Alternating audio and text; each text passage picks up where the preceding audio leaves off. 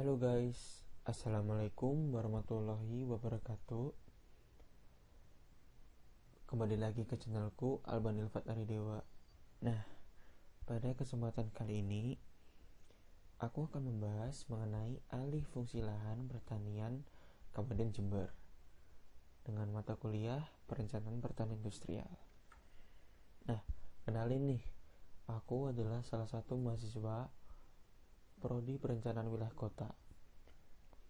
Namaku Alban Ilfat Aridewa dengan NIM 19110501047 dari kelas A. Nah, pada kesempatan kali ini saya akan membahas ada 3 topik pembahasan. Yang pertama adalah gambaran umum alih fungsi lahan, yang kedua adalah pembahasan alih fungsi lahan, yang terakhir adalah dampak dan faktor dari alih fungsi lahan. Baiklah, yang pertama-tama adalah permasalahan. Kebutuhan lahan untuk kegiatan non-pertanian cenderung terus meningkat seiring dengan peningkatan jumlah penduduk dan perkembangan struktur perekonomian. Nah, alih fungsi lahan pertanian sulit dihindari akibat kecenderungan tersebut. Lalu pertumbuhan penduduk merupakan keseimbangan yang dinamis antara kekuatan-kekuatan yang menambah dan mengurangi jumlah penduduk.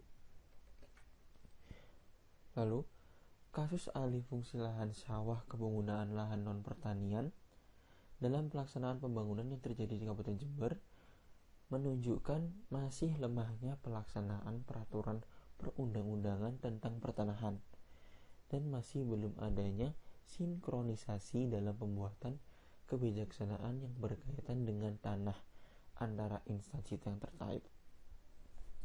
Nah, secara umum, masalah alih fungsi lahan dalam penggunaan lahan terjadi karena pola pemanfaatan lahan masih bersifat sektoral. Lalu, delineasi antar kawasan belum jelas. Lalu, kriteria kawasan belum jelas.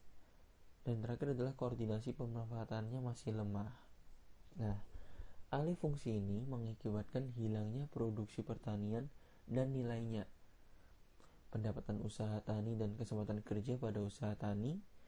Selain itu, dampak negatif lain dari alih fungsi ini adalah hilangnya peluang pendapatan dan kesempatan kerja pada kegiatan ekonomi yang tercipta secara langsung maupun tidak langsung dari kegiatan usaha tani tersebut, seperti usaha traktor dan penggilingan padi.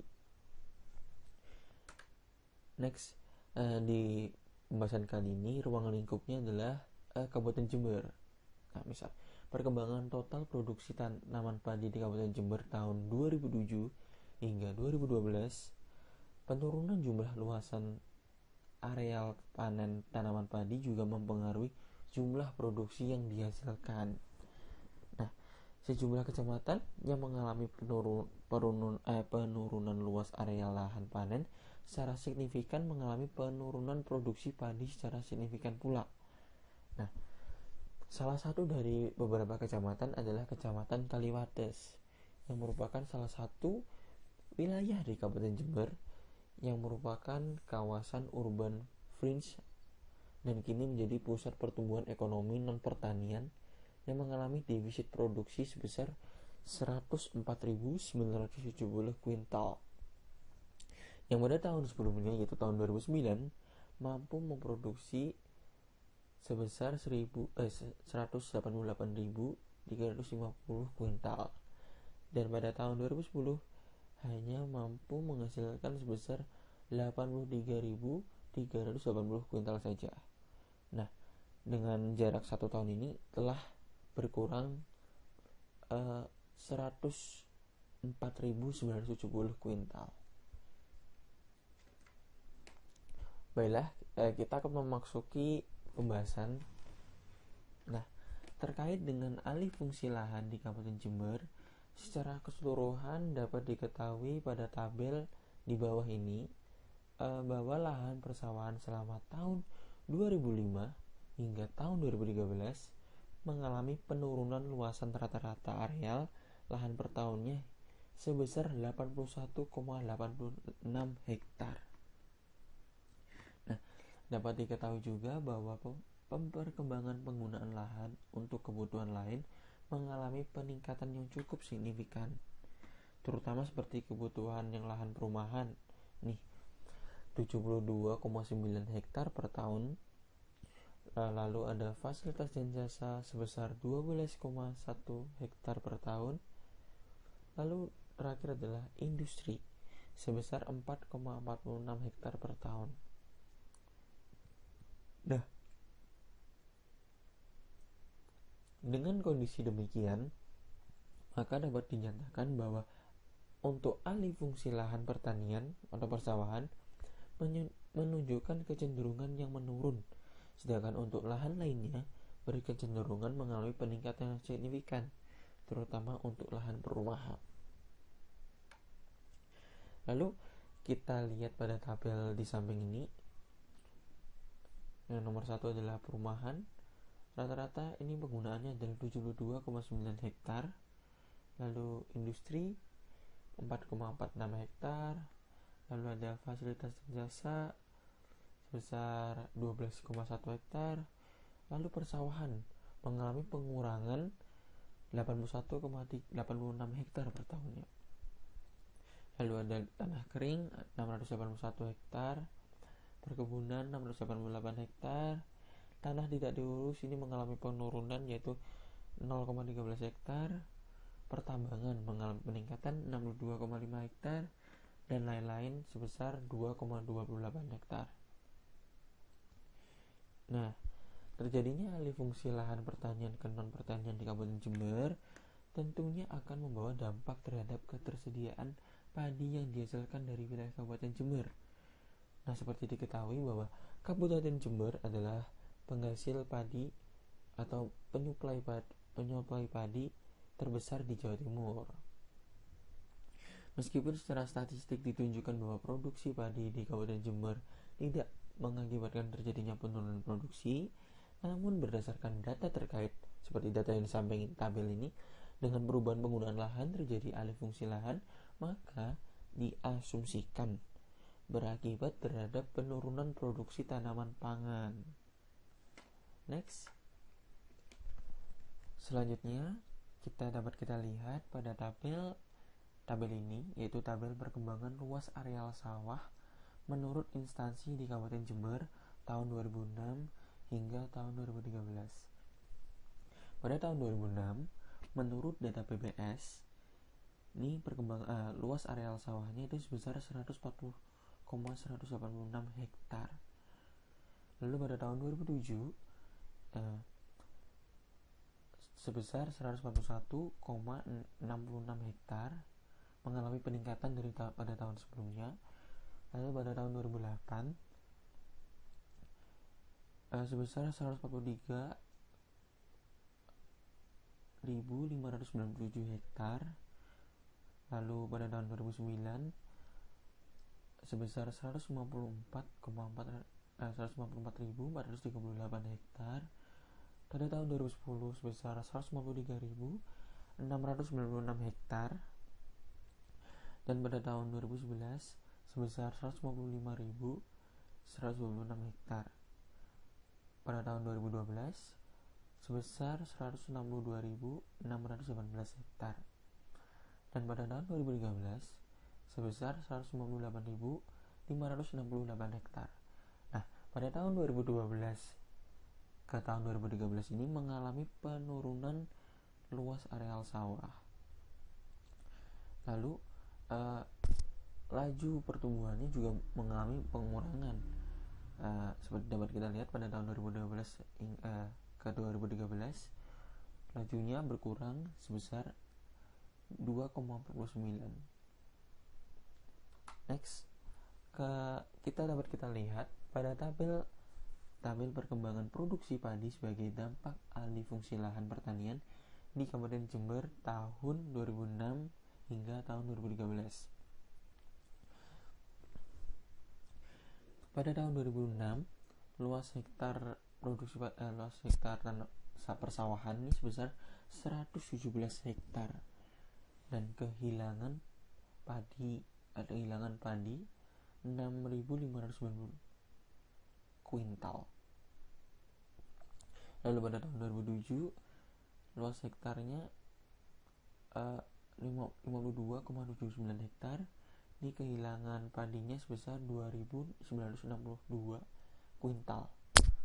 Lalu pada 2008 luasnya adalah 27,3 hektar. Kehilangan padinya adalah 1.531,8 hektar kuintal. Lalu pada 2009 luasnya adalah 22,63 hektar. Kehilangan padinya adalah 1.269,77 kuintal. Lalu pada 2010 perkembangan produksi padinya adalah 46,91 hektar. Kehilangan padinya adalah 2.632,12 kuintal. Lalu pada tahun 2011 adalah 112,6 hektar. Kehilangan padinya adalah 6.287,69 hektar. Lalu pada tahun 2012 85,88 hektar. Kehilangan padinya adalah 4.818,73 kuintal. Dan yang terakhir adalah pada tahun 2013 luasnya adalah 189,84 hektar dan kehilangan padinya adalah sebesar 10.651,92 kuintal.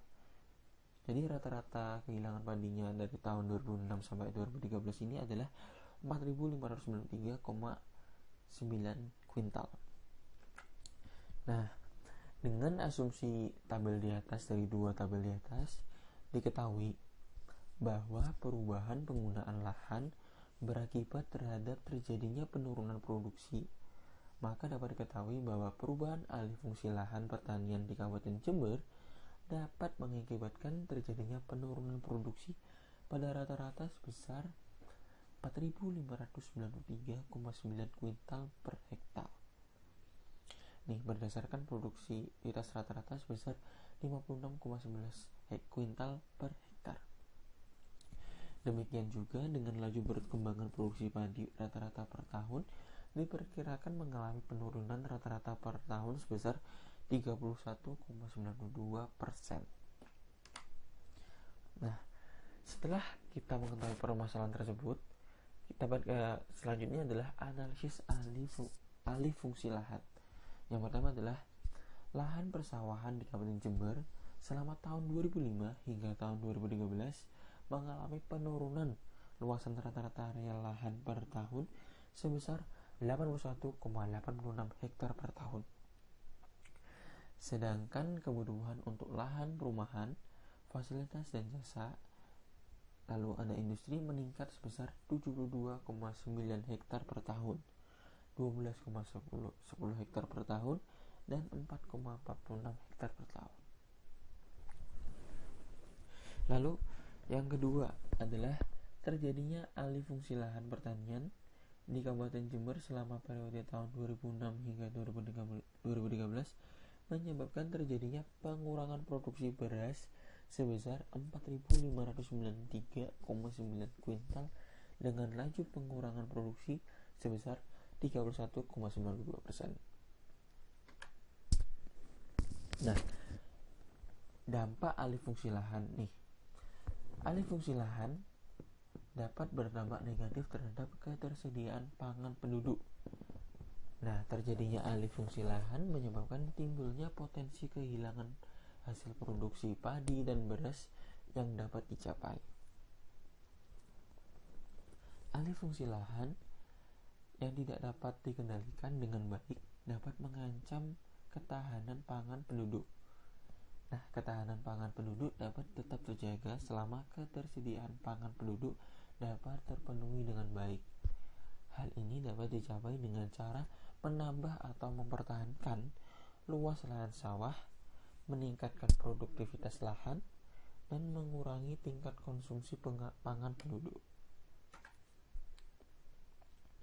Nah, kita akan memasuki faktor pendorong alih fungsi lahan pertanian.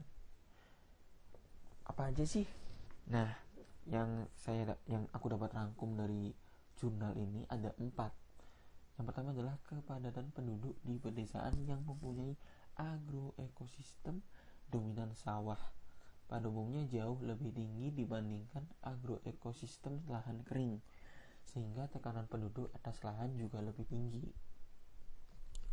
Yang kedua adalah daerah persawahan banyak yang lokasinya berdekatan dengan lahan daerah perkotaan, sehingga berkembang lebih pesat.